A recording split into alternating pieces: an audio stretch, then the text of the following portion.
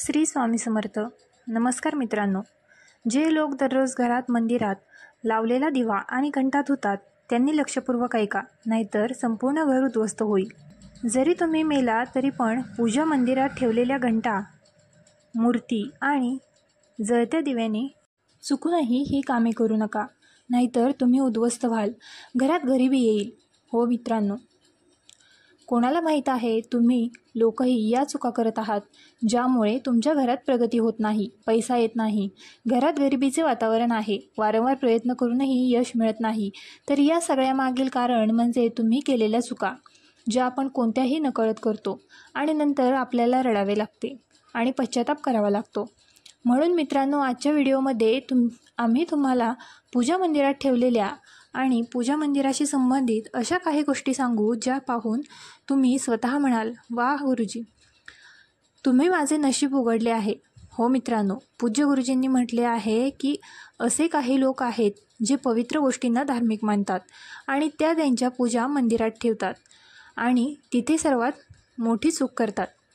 म्हणून प्रिय भक्तांनो, आजच्या व्हिडिओमध्ये पूजा मंदिरात कोणत्या गोष्टी ठेवणे शुभ आहे आणि कोणत्या गोष्टी ठेवणे अशुभ आहे, मंदिरात दिवा किती वाजता लावावा, दिवा लावताना कोणता मंत्र जपावा, सकाळी घंटा वाजवावी की संध्याकाळी, आणि शंख कधी वाजवावा, तो किती वेळा वाजवावा आणि शंख वाजवताना कोणता मंत्र जपावा, हे आम्ही तुम्हाला एक एक करून सांगू.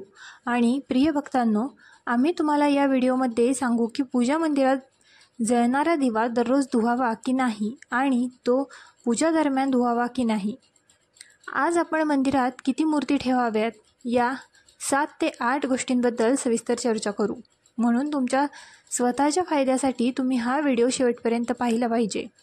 कारण भक्तांनो, लाखो आणि कोट्यावधी रुपये खर्च करूनही तुम्हाला अशी माहिती मिळणार नाही आणि कोणीही सांगणार नाही. भक्तांनो, आम्ही ही माहिती स्वतःच्या इच्छेने किंवा बनावट पद्धतीने सांगत नाही. आम्ही ज्योतिष, धार्मिक शास्त्रे आणि ऋषींकडून मिळालेले ज्ञान तुमच्यापर्यंत सोप्या भाषेत पोहोचवण्याचा प्रयत्न करतो, जेणेकरून तुम्हाला ही सर्व माहिती मोफत मिळेल. म्हणून तुम्ही लोक हा व्हिडिओ शेवटपर्यंत पाहू शकता. प्रिय भक्तांनो, व्हिडिओ शेवटपर्यंत पहा. आपण खूप पूजा करतो, पण आपल्याला पूजेचे कोणतेही फळ मिळत नाही आणि आपले नुकसान होते. म्हणून या व्हिडिओमध्ये मी तुम्हाला यामागील रहस्याबद्दल देखील सांगेन. म्हणून शेवटपर्यंत व्हिडिओ पाहत राहा. आणि त्याचवेळी प्रिय भक्तांनो, व्हिडिओला एक सुंदर लाईक द्या आणि तुमच्या स्वतःच्या ग्लो मराठी चॅनलला सबस्क्राईब करा, जेणेकरून तुम्हाला अशी माहिती लवकरात लवकर मिळेल. मित्रांनो पहा, गोष्ट अशी आहे की आमचे काम सल्ला देणे आहे. आम्ही फक्त सल्ला देऊ शकतो. आता तुम्ही मानू नका किंवा नाही, हे तुमची इच्छा आहे. पण भक्तांनो, मी एक गोष्ट नक्की सांगेन की जर तुम्ही मानलात तर तुमची बोट वाचेल. हा व्हिडिओ शेवटपर्यंत पाहिल्यानंतर तुम्हाला कोणत्याही प्रकारच्या समस्येचा सामना करावा लागणार नाही. बाकी तुमची इच्छा आहे. तुम्ही स्वतः पुरेसे शहाणे आहात. तर चला भक्तांनो, या व्हिडिओमध्ये जास्त बकवास न बोलता व्हिडिओ सुरू करूया. भक्तांनो, पूज्य गुरुजी म्हणतात की पूजा ही आपल्या सर्वांच्या जीवनाचा एक महत्त्वाचा भाग आहे आणि प्रत्येकजण निश्चितच कोणत्या ना कोणत्या देवाची किंवा देवीची पूजा करतो.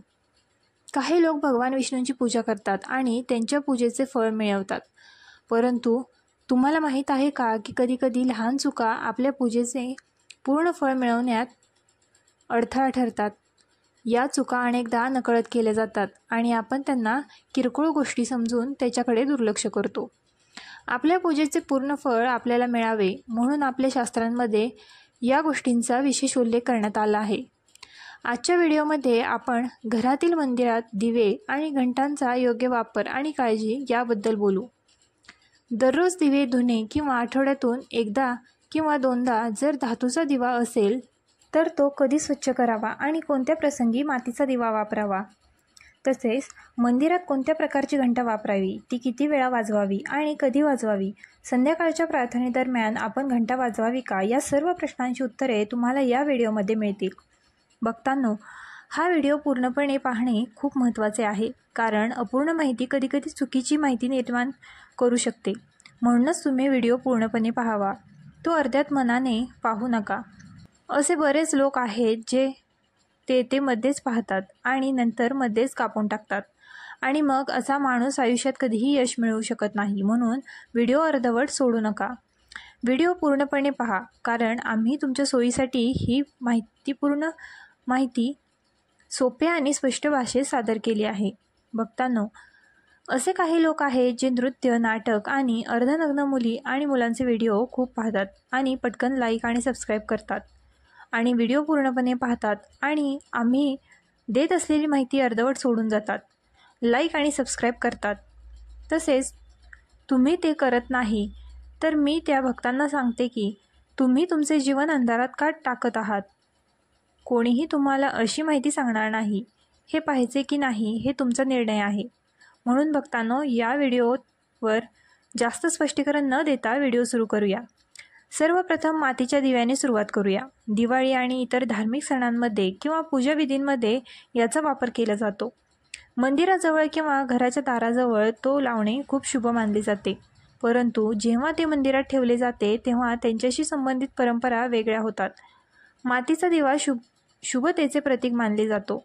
असे म्हटले जाते की तुम्ही ते तुमच्या घराच्या मंदिरात वापरू शकता, कारण त्यामुळे कोणत्याही प्रकारचा वास्तुदोष निर्माण होत नाही. तथापि मंदिरात ते वापरण्याचा नियम आहे. मातीचा दिवा एकदाच लावल्यानंतर तो पुन्हा मंदिरात ठेवू नये. प्रत्येक वेळी नवीन मातीचा दिवा वापरणे शुभ मानले जाते.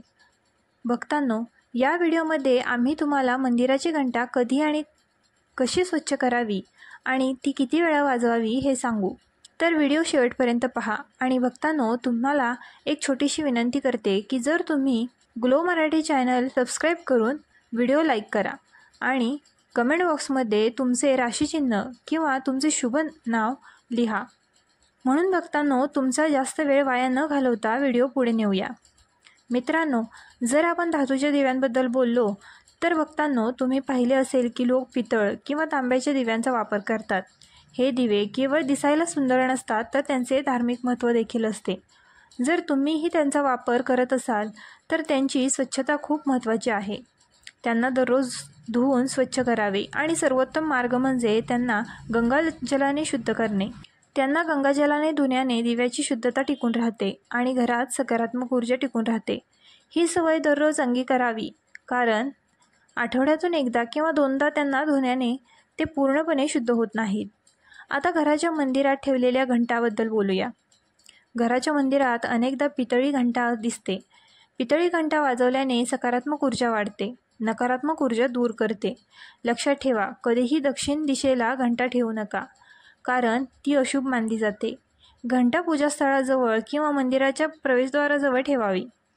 सर्वात शुभ घंटा म्हणजे गरुड कोरलेली घंटा.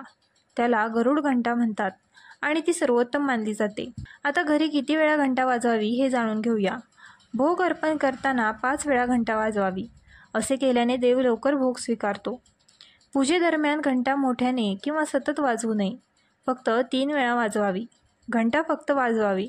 नेहमी उजव्या हाताने घंटा वाजवावी आणि तोंड तुमच्या दिशेने असावे. तसेच भक्तांनी कधीही दक्षिण दिशेला घंटा ठेवू नये, कारण ती कोणत्याही पूजा साहित्यासाठी अशुभ मानली जाते. जेव्हा तुम्ही मंदिरात घंटा ठेवता तेव्हा लक्षात ठेवा की त्याचे तोंड पूजास्थळाकडे असले पाहिजे. व्हिडिओ आवडला असल्यास आपल्या ग्लो मराठी चॅनलला लाईक, शेअर आणि सबस्क्राईब करायला विसरू नका.